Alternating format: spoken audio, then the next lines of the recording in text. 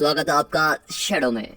Movie की शुरुआत में हम देखते हैं कि हजारों साल पहले चीन के राजाओं और अमीर लोगों के बीच में आंतरिक शक्ति को लेकर लड़ाई चल रही होती है और साथ ही साथ उनको हत्या होने का लगातार डर रहता है कि कहीं कोई किसी को मार न दे और हर वक्त उनकी जिंदगियां मौत के कटार पर लगी रहती हैं। इसीलिए वो गुप्त रूप से सब्स्टिट्यूट्स का इस्तेमाल करते हैं जिनको शैडो कहा जाता है। शैडोज बिना अपनी जान की परवाह किए अपने मास्टर की जान बचाते हैं और अपनी वफादारी का सबूत देते हैं। और ये मूवी एक ऐसे शैडो के बारे में है जो काफी समय पहले सबसे फेमस और मजबूत कमांडर था जिसका नाम जुयू होता है। और हुआ ये था कि पे राज्य का राजा 2 बार येंग राजा के जनरल कैंग से हार चुका था, जिसकी वजह से पे राज्य ने अपने सबसे महत्वपूर्ण सिटी जिंग को खो दिया था। और मूवी में हम आगे देखते हैं कि लुयांग आता है जो वहाँ पर किंगडम का मिनिस्टर होता है और वो राजा को रिपोर्ट करते हुए कहता है कि जुयू कमांडर ने येंग किंगडम के जनरल को जिंग सिटी फिर से लेने के लिए एक चुनौती दे दी है। और वो ये भी बताता है कि येंग ने चुनौती मान भी ली है।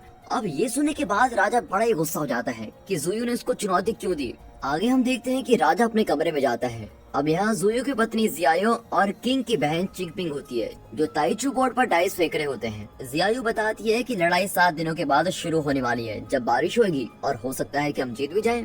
और जब जुयू वहाँ पर आता है तो राजा उसे सीधे पूछता है, तुमने उससे चुनौती क्यों दी? तुम होते कौन हो जो मेरी आज्ञा के बिना वहाँ चले गए थे? तो जुयू कहता है कि हमें अपनी सिटी को वापस लाना था, इसलिए मैंने उसको चुनौती दी है।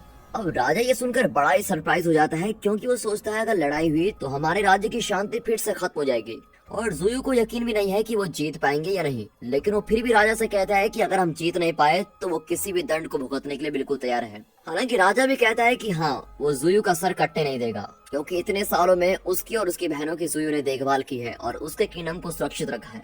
अब राजा उसको उसकी पत्नी को जीतर खिलाने के लिए कहते हैं, लेकिन वो मना कर देता है क्योंकि यहाँ साम्राज्य मुश्किलों में है और उसका मन कुछ भी खेलने का नहीं होता है, उसको तो बस अपनी जिंग सिटी वापस चाहिए। अब जुयू के जाने के बाद राजा अपने मिनिस्टर लुयान के साथ अपना प्लान शेयर करता है और वो अपनी प्यारी बेटी चिंगपिंग की शादी येंगकुंग के बेटे येंगपिंग के साथ करना चाहता है।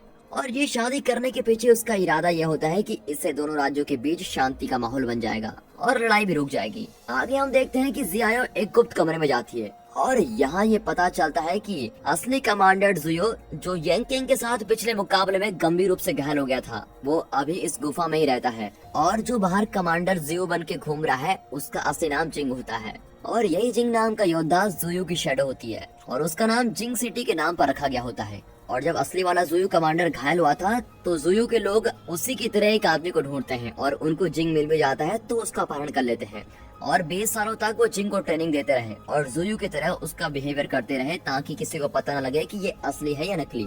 और फिर जिंग ने अपने 20 साल गुफा में ही बिताए थे और वहाँ पर वो शैडो के लिए तैयार हो रहा था। और अब असली वाला जुयू भी यही चाहता है कि जिंग येंग को मारकर जिंग सिटी को वापस छीन ले। अब जुयू और उसकी पत्नी जियायो को सभी अरेंजमेंट्स के बारे में पता होता है। इसके अलावा असली वाला जुयू जिंग से कहता है कि अगर तुम एक बार येंग को हरा दो और सिटी को वापस ला लो तो तुम्हें तुम्हारी माँ के पास वापस भेज दिया जाएगा। असली वाले जुयू की छाती में एक जख्म होता है और इसलिए वो जिंग की छाती में भी एक जख्म बना देते हैं जिससे उसको बहुत ही दर्द होता है। उसके बाद जुयू उस पर कुछ जड़ी बूटी लगा देता है ताकि वो जख्म जल्दी भर सके और वैसे ही दिखे जैसे उसके शरीर पर दिख रहा है। हालांकि जिंग को इससे काफी दर्द होता है, लेकिन वो कहता है कि एक शैडो होने के नाते वो ये सब कुछ बर्दाश्त कर लेगा।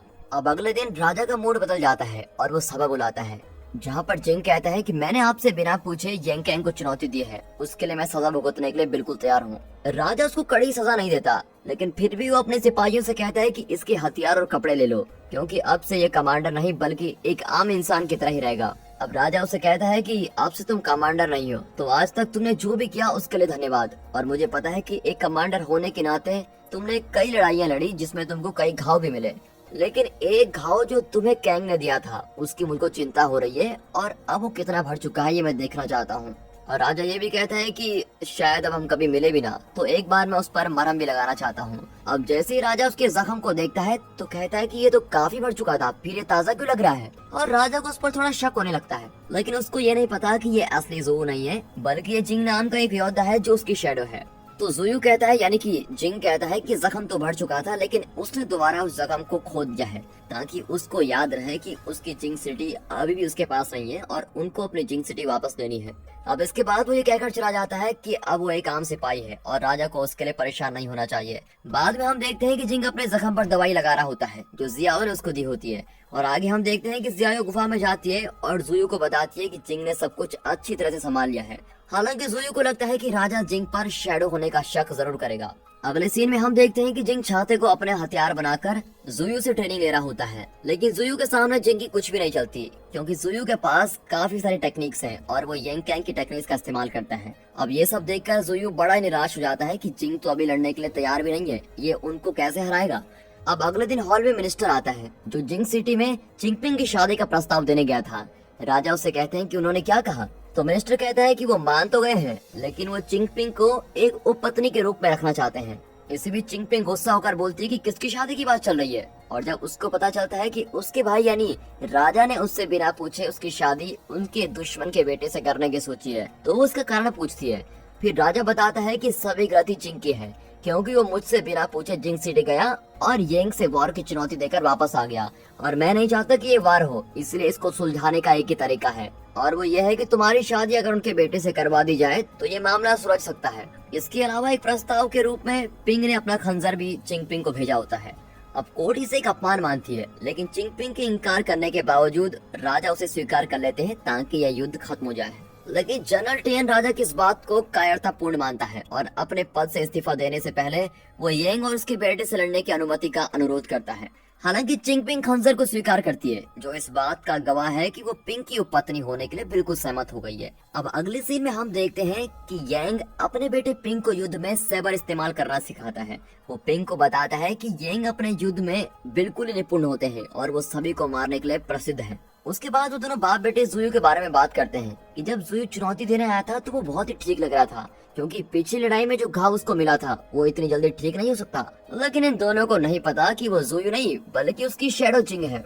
अब चिंगपिंग पत्नी के लिए इसलिए राजी हो गई थी क्योंकि वो युद्ध से जिंग सिटी को जीतना चाहती है। हालांकि जब ये खबर पिंग के पास पहुंचती है तो वो चौंक जाता है कि वो मान कैसे गई। इसके अलावा पिंग को विश्वास है कि वो पे राज्य को जीत जाएंगे, क्योंकि पे के दो शक्तिशाली योद्धा जुयू और टैन अब आम सिपाही बन गए हैं। पिंग ये भी बताता है कि उसने पे राज्य में अपना एक जासूस भी भेज रखा है।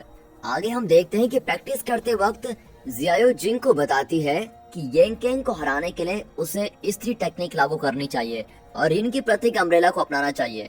जियायो ये भी बताती है कि यंग और यिन की क्या फिलॉसफी है। यंग लाइट, फायर और मैस्कुलिनिटी से जुड़ा हुआ है, जबकि यिन डार्क, वाटर और फेमिनिनिटी से जुड़ा हुआ है। जियायो सैबर को यंग का प्रतीक बताती है और अम्ब्रेला को यिन का प्रतीक बताती है। फिर जियायो उसको यंग कैंग से बचने की काफी तरकीब बताती है कि उसको कैसे कैसे हरा सकता है, और जुयू अम्ब्रेला की टेक्निक से काफी खुश होता है। जियायो जिंग को ट्रेन करती है और वो दोनों जुयू को आसानी से हरा देते हैं। अब उसके बाद जुयू की रिक्वेस्ट से जिंग टैन से मिलता है और उसको यंग से जीतने के लिए कुछ तरीके बताता है। वो टैन को उन सैकड़ों दोषों को लीड करने के लिए कहता है जो थोड़ी दूर जंगल से बाहर रह रहे होते हैं, और फिर जिंग जुयू से मिलवाने के लिए टैन को लेके जाता है, जो उसे जिंग के अस्तित्व और उद्देश्य के बारे में बताता है। और फिर टियान जुयू से सीखता है कि वो 3 राउंड के लिए यंग कैंग को कैसे डिस्ट्रैक्ट करे और उसको कैसे हराए।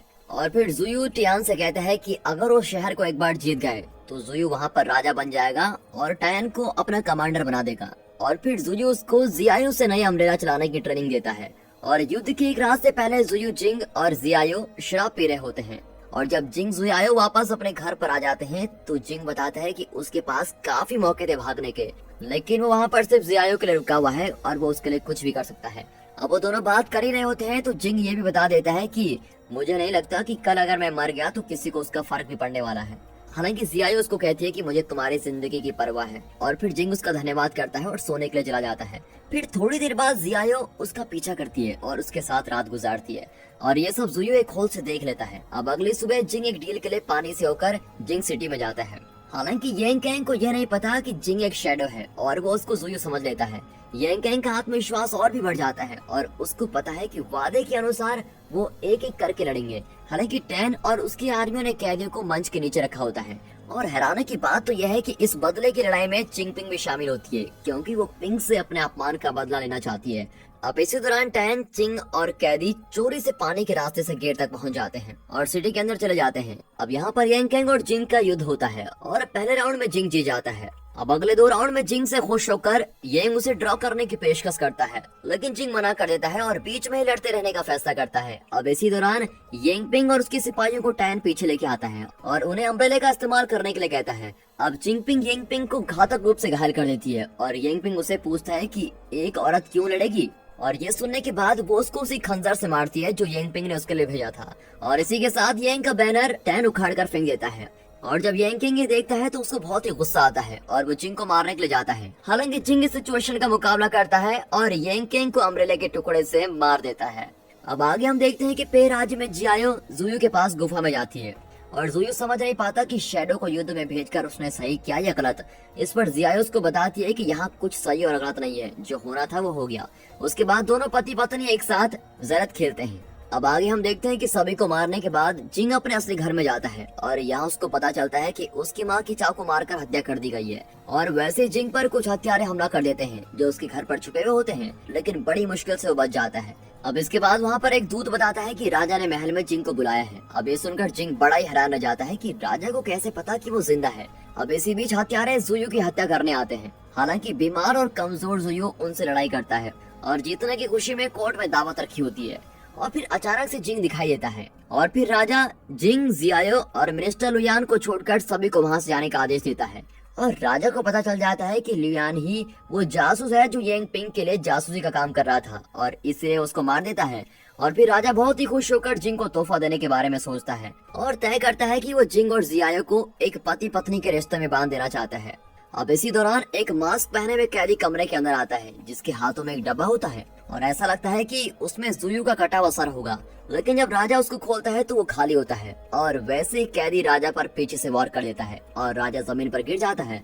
अब उसके बाद कैदी अपना मास्क उतारता है और उसको मारने लग जाता है और फिर पता चलता है कि वो जुयू है। और जुयू जिंग को राजा को मारने का आदेश देते हुए कहता है कि इसी ने तुम्हारी माँ को मारने का आदेश दिया था। जुयू की हालत भी बहुत ही गंभीर होती है और वो भी मरने की हालत में होता है और कहता है कि रियल के बिना शैडो भी नहीं होती। और वो चालाकी से जिंग को राजा को मारने के लिए कहता है। और जैसे जिंग राजा को मारने के लिए जाता है, जुयू भी जिंग पर तलवार चलाने वाला होता है, पर जिंग जुयू पर ही तलवार घूम देता है और कहता है कि आप गलत थे, रियल के बिना भी शैडो रह सकती है। अब उसके बाद जिंग जुयू के मुंह पर मास्क लगा देता है और बाद में वो राजा को जुयू की तलवार से मार देता है और जुयू के हाथों में वो तलवार पकड़ा देता है ताकि वो हत्यारा लगे। अब आगे हम देखते हैं कि जिंग वहाँ से चला जाता है और बाहर जाकर सभी को कहता है कि राजा को मार दिया गया है और टैन को इस पर शक होता है, लेकिन वो कुछ नहीं कहता। और फिर आखिर में हम देखते हैं कि जियायो सपने में हॉलवे के दरवाजे की ओर दौड़ती हुई आती है। और दोस्तों यहाँ पर ये मूवी